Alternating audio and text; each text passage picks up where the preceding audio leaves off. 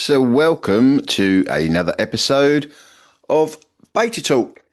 I'd like to thank my sponsors, my guild patrons, who are UK Radiators, Cast Rads, Primary Pro, Esby, Payaka, and Wolsey's Renewables Centre. So, firstly, sorry I haven't put out a podcast for quite a while actually now. Been busy since I got back from the installer show. So some of you would have gone to that, and I hope you had a good time. I enjoyed it thoroughly. Obviously, I know the people that put that show on quite well. I'm always very lucky. I always get a hotel provided for me, and this year they provided hotel rooms for some of my guild engineers. So the Guild of Master Heat Engineers has sort of really started to take off. I wanted to do it slowly, start it slowly. I still want to sort of build it slowly. I'm going to talk about scale in a bit, actually, and how when you scale things up in this industry, it sometimes does cause problems. So there's a lot of interest in the guild, been having lots of meetings about it. It's very simple, the guild, which I think sometimes confuses people. A great engineering principle I learned years and years ago is try and keep things as simple as possible. They tend to work better and last longer. So the show was good. It was very good for the guild. Like I say, a lot of the engineers came and they had their hotels, so they really thoroughly enjoyed it. A lot of peer-to-peer learning went on among the beer. So today I want to sort of talk about some of the things that are going on, some of the things we're all seeing that's happening in the industry. Obviously, the big one is this heat wave has engendered a lot of interest around air-to-air heat pump systems. So all the guild engineers that are in my WhatsApp group have all been talking about air-to-air. Most of them now they've either already got F-gas. I mean, a couple of them have been doing air-to-air systems for quite a long time. They sort of worked in the commercial sector. But yeah, the inquiries they're getting about air-to-air system have gone through the roof. I had a chat with my cousin the other day. He said that basically he couldn't get hold of any 2 kilowatt mini split systems. I have heard Haier. So Haier is one of the manufacturers that are very interested at the moment. They're one of the Chinese manufacturers. They got some very, very good people now working for them. So Graham Hendra is now working for them, and Rhiannon is now working for them. And it looks like they're going to be doing good things. And they're one of the manufacturers that are very interested in working with the guild. So at the show, I think 5 manufacturers have expressed an interest in working with the guild. They want to take us out to their factories and have a bit of a training day. And like I pointed out on a LinkedIn post, when these engineers will go on their training, they're going to learn obviously from the manufacturer, but the manufacturer is also going to learn from the engineers, because these are very, very good on the ground engineers. So the manufacturers are actually going to learn what current best practices are. So it's what we call bi-directional learning. Horizontal learning is another name for it.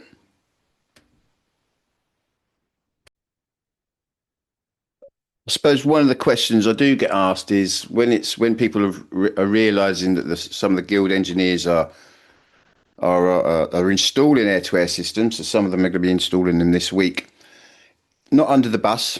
So the bus grant for air-to-air, I think, is going to encounter issues.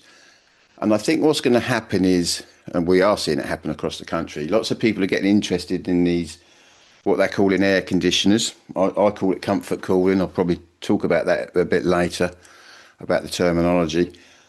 And obviously, it's very hard to keep cool, by the way. So it's easier to it's easier to keep the human body warm than it is to keep it cool, especially when we get these dangerous wet bulb temperatures, because then our sweat can't evaporate and get the heat away from our bodies and become very, very dangerous.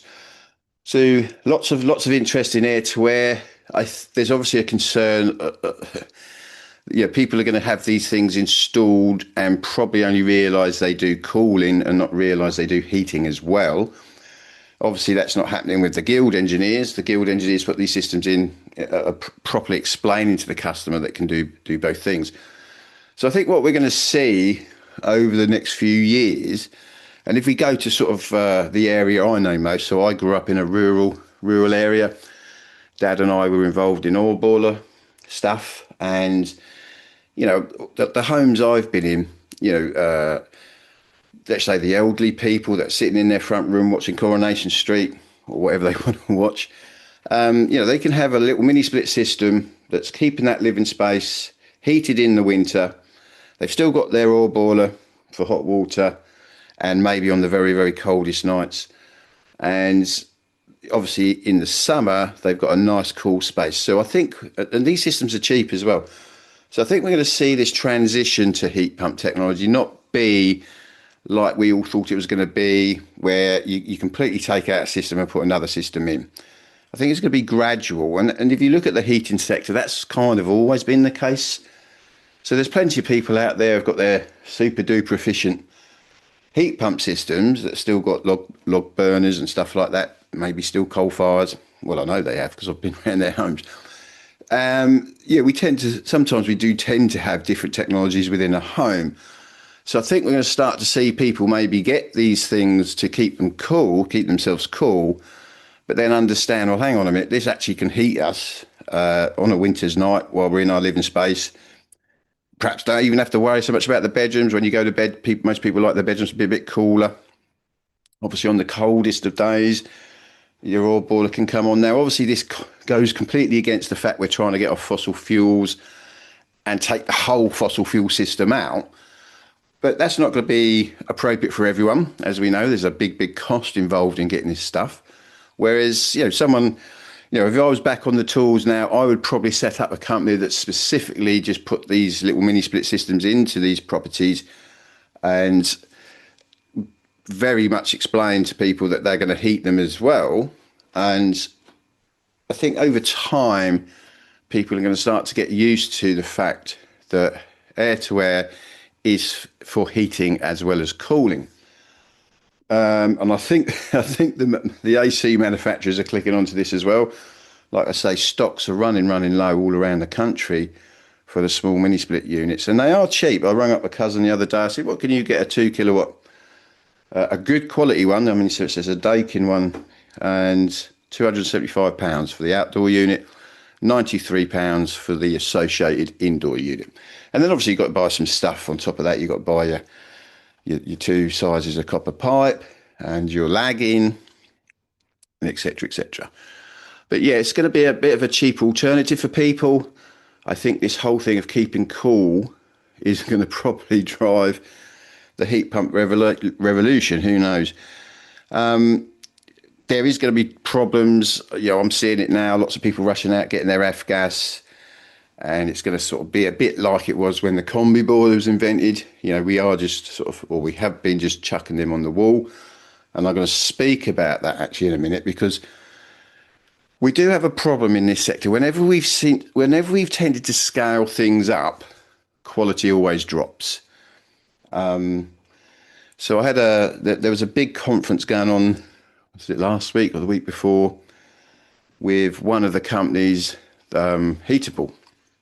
So Heatable are a bit like Boxed, and I'll apologise now because, as you know, I tend to say things that are provocative and upset people. But, I'm only trying to help people understand what's going on so we can make things better. So there's a big conference going on, I think over 300 people. So the Boxed model was interesting when that came out. So obviously the combi boiler came around, sort of roughly when the internet is sort of starting to become popular. So the people that set up Boxed obviously thought, well, let's make it easier for people to buy boilers. So a customer could go online, buy their boiler, gets delivered to them, and then a subby comes round and installs it. And that was all about scaling up volume. Now, the trouble with that is the engineers doing the installation, bless them, they know how to, hopefully know how to safely install your gas boiler. But apart from that, they don't know anything about the sort of the science of heat or the design or what's going to be good. They definitely aren't controlling these boilers properly. And that question was brought up at this conference with Heatable. So Heatable sort of do exactly the same sort of thing as Boxed. And the question was asked, how are you installing these boilers? I think the subbies get paid around about £450 for an install, but the subby has to supply all their copper pipe and fittings and all this sort of stuff. And I think they're quite happy. I think they're quite happy with that money. Obviously, it kind of incentivizes speed. I think some are probably prepared to just do one a day, but others will want to try and do two a day. And no flushing is really going on, so the heating systems aren't being cleaned, so that's going to have a problem on the boiler down the road. The question was asked, how are you controlling them? Hive is a popular controller, but it's the on-off Hive. And the question was also asked, well, how do you get these condensing boilers to condense? And unfortunately, Heatables's team, and I'm not blaming them, but there is a lack of knowledge. They said, well, of course it's going to condense. It's called a condensing boiler. They had no awareness of temperature, what your water temperature needs to be at before that boiler starts to condense.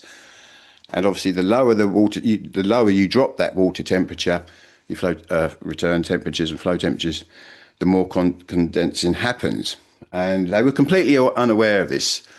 So we've got all these boilers going in at scale under these models. They're all being controlled on-off, and that is going to reduce their longevity and not really a sustainable practice. So hopefully those business models that exist are going to sort of try and learn as much as possible and rectify that. The scale is very interesting in this sector. Obviously, we've got lots of entities now entering the heating sector. They've got investors who like to see, they want to see predictable scale. I mean, if you look at our sector sort of over the last 30 years, I definitely think we've scaled up incompetence. We've scaled bad practice for various reasons, all sorts of sort of reasons. I mean, and one of the things I want to talk about is training. So the competent person scheme, I think, started, and if you don't know what that is, it's where installation engineers can self-certify their work. So a lot of work in plumbing and heating is what we call notifiable. Building control is supposed to know about it. And back in the day, local authorities and building control realised it's quite problematic to get around and inspect all this notifiable work. I mean, if you go back to the sort of 50s, 60s, 70s, plumbing in general and heating was quite simple. You didn't have that many people moving into a home and instantly thinking, right, I'm going to revamp my kitchen, or I'm going to revamp my bathroom. You tended only to sort of work on bathrooms and toilets as a plumber if they broke down or got blocked. But as you know, that whole bathroom and kitchen sector is a massive, massive multi-billion-pound industry. Lots of people, most of you listening, at some stage in your lives have done a renovation on your bathroom or kitchen. So as we got into the 80s, we started to see that growth, and a lot of this work is notifiable. Now, building control had a problem of inspecting all this work. So I think it was 2002, and I think it was the government Department for Transport, which obviously has had loads of names changes. So it's what is it now? The Ministry of Housing, Communities and Local Government, I think now. But it was the Office of Deputy Prime Minister, I think, at one time. So that's what set the CPS system up. So the competent person scheme is very interesting. It's where you're supposedly getting trained. You're then given a certificate, and then you then register yourself with a competent person scheme holder. And you're deemed competent to undertake different works. So you might go to do... So the CPS stuff that I used to teach was G3 and water regs. So lots of people are going on these water reg courses every 5 years. They're G3, which is all to do with sort of domestic hot water. They're going on these courses every 5 years. You need these courses to go on the heat pump training stuff, and to become MCS. And there's some winners in this because, And I want to, because I do say this on LinkedIn sometimes, and there's some really nice people I know that run training centres who are doing an excellent job. So there are training centres out there who are very conscientious, they want to do a good job, but there's a lot of training centres out there that just want to get people passed because that's how they get paid. So ACS, your average gas engineer is going to do their ACS every 5 years. And that's kind of a competent person scheme in its own right. So that they can install your boiler, service your boiler. Now, within that community, we've all known for years and years and years, there will be certain training centres that will just get you through that. My local one was called Cheating Heating. So there's a lot of engineers out there who, when that 5 years comes up, they don't want to be, they're quite fearful that they might not pass. And so they go to the ones that they know, they go to these training centres that they know where they're going to get the passes. And I said to actually, I think it was Carbon Trust, it might be Nesta at the installer show, someone really needs to start doing some studies on the pass rates at these centres. There's hundreds of these centres around the country. The failure rate is basically non-existent. Everyone is passing. So I was chatting to an engineer the other day. He'd just done his. He said, "Yeah, same old thing happened, Nathan. You've got all of us who've been doing it for years. We go in, spend them days, we get passed." He said, "You've then got the training centre is then working with some of these engineers that have never done it before. They're struggling, but they're going to get passed." And then, as we all know, there's some people, bless them, that are quite challenged when it comes to IQ. They are still passing. So I've known centres to bring people in on a Saturday morning on their own and they get passed. Basically, lots and lots of people are passing. And what have they learned? They don't learn anything about the science of heat or really anything that we need to be learning. They're just learning how to safely connect a copper pipe from the gas boiler to the meter. That's about it, and inspect the flue. They don't know anything about the science of heat. So we've got a problem. We've kind of scaled up incompetence. And so the CPS scheme's interesting. So you've got some real winners. So the training centre makes money. You're paying the training centre to go there. Like I said, there is some good ones out there. The awarding organisation that issues you your 5 yearly certificate, they're making some money. You've then got a certification body, and that's obviously quite confusing because they don't issue a certificate, even though they're called the certification body. That's who you sign up with. You're now accredited to self-certify your work, so they make some money. We've obviously seen entities like Trustmark come on the scene who get involved with certain grant schemes. They're making some money. So all these people tend to be making some money, but we've got no competence. So we've got some real big issues around the training sector at the moment, and training has become quite an exciting thing for, I think, a lot of entities. If you've noticed, there's lots of people now getting involved in training. And it's very interesting for me, who sort of researched this for a lot of years, how we're now shifting to online assessment. It seems like we're going to be shifting to online assessment. And, that's going to have some positives, but it's also going to have some negatives.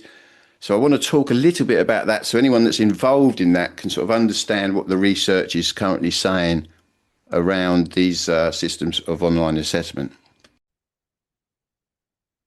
Actually, before I talk about online assessment, let's just go back to that I mentioned about the heat pump training. So the heat pump qualification, so all these people out there that are installing, they've got their own MCS. So to get your own MCS, you have to have that heat pump qualification. And lots of centres around the country are doing that now. And the awarding organisations that are issuing the certificates will be BPEC and LCL Awards. You've got a new sort of kid on the block. They've been around a while, actually. NOCN. They're getting involved with some of the training entities at the moment. And that's where I'll sort of shift in a minute to talk about online assessment and the challenges around that. But we have what's called the heat training grant. So that is, excuse me, That's funding a lot of this heat pump qualification. So if you're new to heat pumps, you want to get into heat pumps and you want to get MCS, one of the first things you're going to do is get on this course. To get on this course or to get MCS, you've got to have your water regulations, you've got to have your G3. So that's a competent person scheme. And as I've just pointed out, very easy to get. Everyone's sort of passing. Doesn't mean you're competent. And the heat training grant, I think, was originally 9 million, but it's been raised to 21 million. So there's a 21 million pound pot. So anyone that wants to go on that course, that's getting funded, and the training centre gets that. That's £500 per person. Now, some training centres will add on a little bit extra, so the person going on that training might have to pay another £100. Other training centres are only charging that 500. So that's taxpayers' money going directly to the training centre. And a few years back, some of these training centres realised.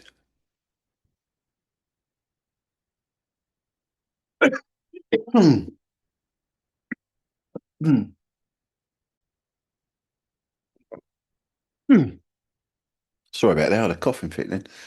Yes, they realised that they could make some money. So they are currently sort of training.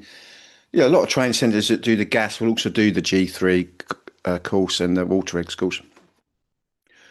But they realised they could make a lot of money with this, so they send their gas assessors out to do the heat pump course, 3-day course.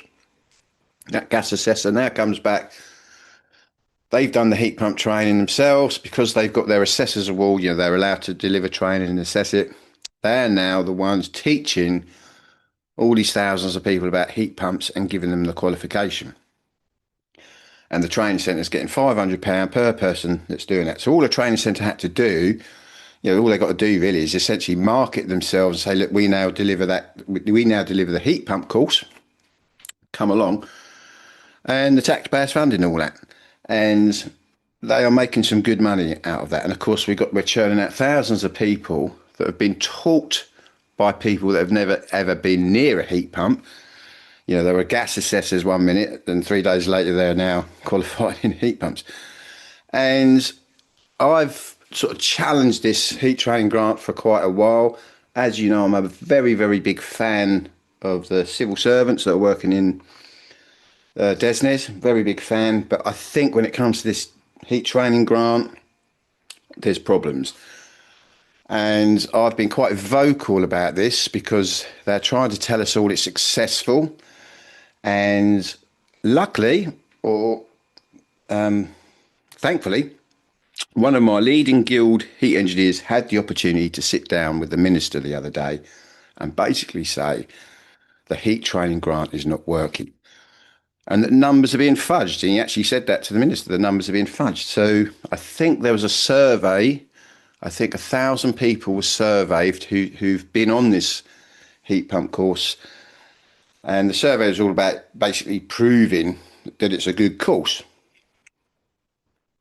In my mind, a rubbish survey, because there's a lot of research. If you go and ask someone who's just been on a course where they've learnt some new knowledge, they might have had a really sort of a nice sort of instructor in front of them, they will generally say, yeah, it was great, it was great. That's not how you research whether something had a high impact on learning. So any of the civil servants involved in that training should really look at the research about what does signify that something's had a high impact on learning. Just asking someone that's been on the course, did you think it was good? And they go, oh yeah, it was good. That ain't good research, not by any stretch of the imagination. The other issue is, which is why one of the guild engineers said to the minister it's being fudged, is because a lot of the communications coming out around the heat training grant is that 94% of people that have been on it say it's a great course. What they haven't told you was that only around 3% of people out of the 1,000 people surveyed actually answered that survey. So, the research is rubbish. It's not studying the impact of learning at all. And there's lots of research around that, lots of research around how do you evaluate whether a course is good. There's something called the awestruck effect. I can't remember who discussed that, but there's some research around what's called the awestruck effect, which basically means if you're a learner and you've gone on a course and for some reason that the person delivering the lecture, you've really warmed to them, they're quite gregarious maybe, you know, they've said something you never knew before, you tend to come away and think, oh wow, that was brilliant, I never knew that, they were great, they were a great teacher. And then you'll forget it in the next couple of days because unless you're using and applying that knowledge, you will forget it. And there's over 200 years of research on that. Ebbinghouse's forgetting curve, and then Bartlett. Loads of psychologists have discovered, have researched how our brain actually is very good at forgetting information. Doesn't want to store loads of stuff. It doesn't think it needs storing. So the research going on around the heat training grant currently is dire. And that's taxpayers' money. So it's quite interesting to me why that's not being researched properly, because this is taxpayers' money funding it. And of course, it's been deemed as successful because it will say, 9,000, 10,000 people have done the heat pump training course. What it doesn't tell you is that the person they did the course with has never even seen a heat pump. They just did the course themselves. And because they've got assessors qualifications, they can now deliver the training. So you've got this wave and wave and wave of people. And again, it's a competent person scheme. So every 5 years, people have to go back and do that. So the training centre again is making money. Your certification body that you have to sign up to is making money. We've got some bit of confusion around some of the certification bodies at the moment. So the APHC, the Association of Plumbing and Heating Contractors, has been denied their status at the moment by UCAS. So a lot of the engineers I know that are with the APHC are struggling to know what they've got to do now. In fact, actually, there is something they've been given to do. I can't remember what it is, but I think they're being switched over temporarily to another CB. But yeah, the CB companies is a bit up in the air at the moment. Big problem with the CB companies is they're the ones that go out and assess and audit your work, and those assessors, bless them, I'm not being personal, but a lot of them have not got any idea what they're looking at. So they will just assess your sort of paperwork processes and business processes. They don't know what they're looking at when they actually look at the installation. Another huge problem. So let's come back to this proctoring system I was talking about, and how people are going to start to be assessed. So currently, whether it's the heat pump, course, or any of these other competent person scheme courses, you go to a centre, you sit there and listen to someone ramble on with a load of PowerPoints. It might be a half-day course. Sometimes the water regs are like half-day course. Sometimes it's a day's course. But a lot of training centres realise they could charge people double by doing the water regs course at the same time as the G3 course and double bubble. So you sit through through a load of PowerPoints, and then you're going to do a multiple choice. So it's a paper-based exam. Everyone basically passes. If you get the wrong answers, the way your assessor is allowed to assess, the assessor is allowed to sort of gently nudge you towards the right answer. That is the assessment process. So everyone that's done their assessor qualifications gets to learn that. You gently got, because obviously we all learn at different speeds and we all have different abilities. So it's not about failing people, but we swung that pendulum too far because everyone is passing.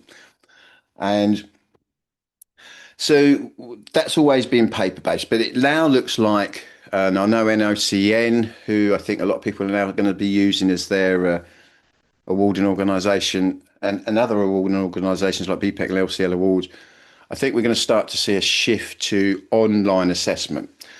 So when I help people understand about online learning, there's all sorts of names for it, distance learning, etc., etc. There's kind of two things you need to think of. You've got the online system that's giving people the information, that's trying to inspire them to learn. But then you've got this totally separate thing of assessment. Online assessment is different to online learning. Now, back when when I first started teaching, if you've listened to podcasts regularly, you'll know that I started teaching in a prison. So I had quite an unusual sort of introduction into the sort of the whole teaching space. Most people, when they go into teaching from my sector, are going to start teaching in a training centre or a college. and I started teaching a prison. It was the first prison in the United Kingdom to be teaching the level 2 and 3 City and Guilds plumbing and heating qualification.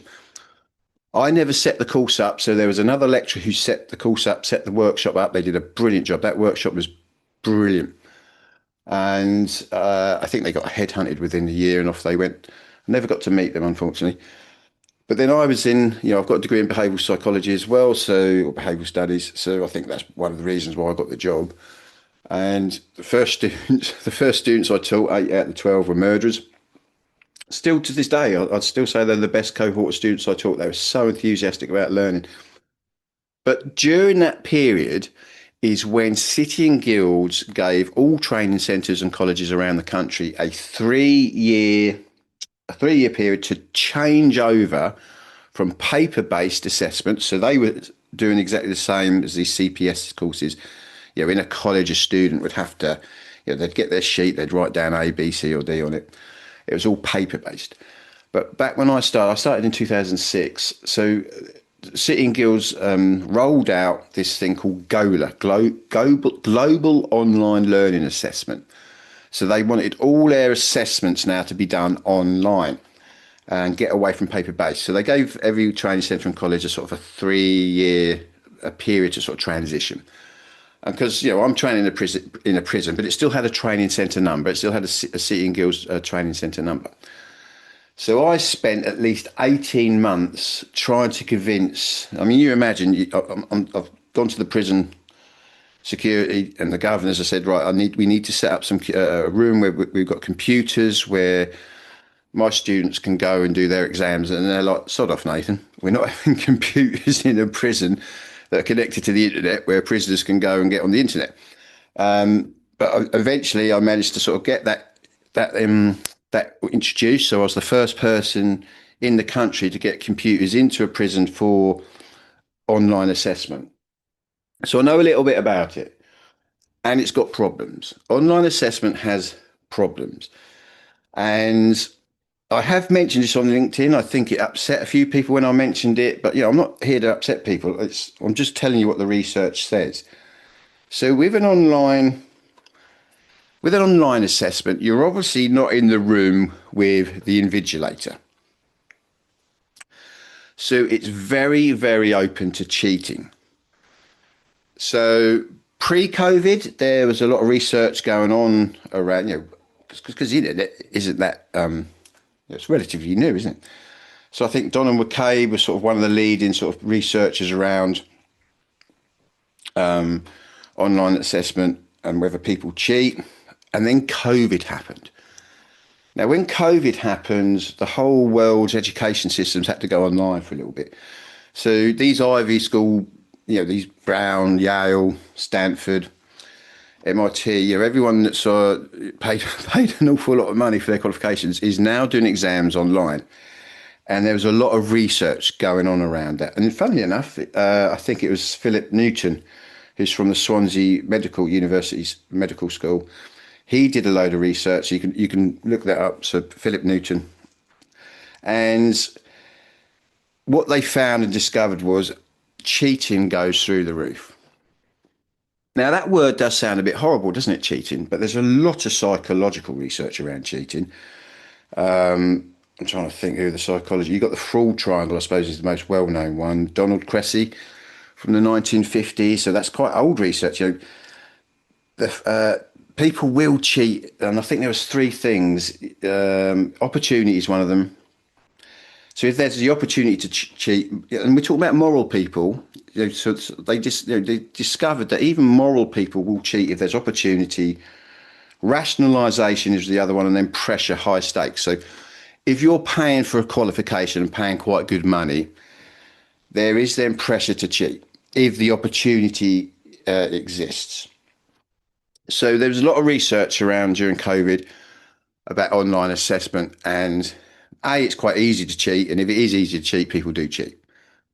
So there's an industry called proctoring, P-R-O-C. Oh, don't get me to spell. I'm dyslexic. Proctoring.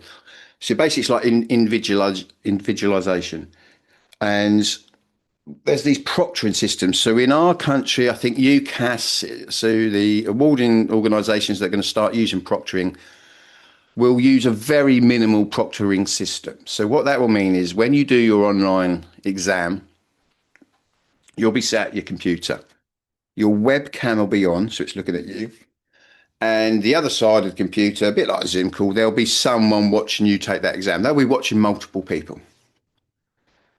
Now, there'll be lots of people that won't cheat. There'll be lots of people who are very, very enthusiastic about what they've learned and they want to prove to themselves they know it.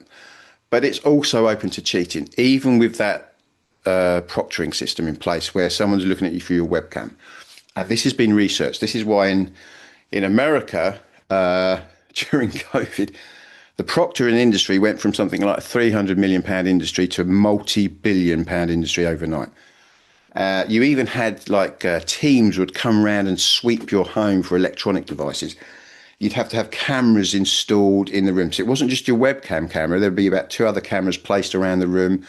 You would have to download software onto your computer that would recognise if a mobile phone was within a certain distance to your computer. Because if you think about it, you could be at your computer. If it's just a webcam looking at you, you could have your computer wired up to your TV screen, so all the questions are coming on your TV screen. You could have someone behind your computer who's seeing the questions coming up and just pointing to A, B, or C, or D. It's very, with these minimum proctoring systems, it is going to be quite easy to cheat if you want to cheat. So we've kind of jumped out of the frying pan into the fire. So a lot of very, very good, well-meaning people are now involved in the training sector and have written some good courses, some great content. But remember, learning's not about the content. The ownership of learning is always on the learner, always. You want to try and inspire that learner to want to learn, to have the passion to keep learning. If they come away from a course, whether it's online or face-to-face, to think, right, I didn't really understand it. What do I do now? Do I chat to people about it? Do I keep researching it? You want to inspire that passion, because it's not always that, content's good. It helps to have good content and correct content, but that's not really what engenders learning. The ownership of learning is always on the learner. Someone once said, you can't do, learning's a bit like breathing. You can't do it for someone. You can't breathe for someone. Same as like you can't learn for someone. The ownership is completely on the learner. So it looks like we're shifting to these online assessment models where we are going to have a proctoring system, but it's still going to be possible and quite easy to cheat. And if people find ways to cheat, they will. And if you look at our sector, unfortunately, if you look at a lot of the gas engineers out there, they're going on their 5 yearly courses. Most of them want to just get it passed. So they would tend to go to the centres where they know they're always going to get passed. And if we're designing systems that are going to prove competence to a workforce that already, bless them, is low skilled, and it's arguably not their fault, we're going to probably have some issues.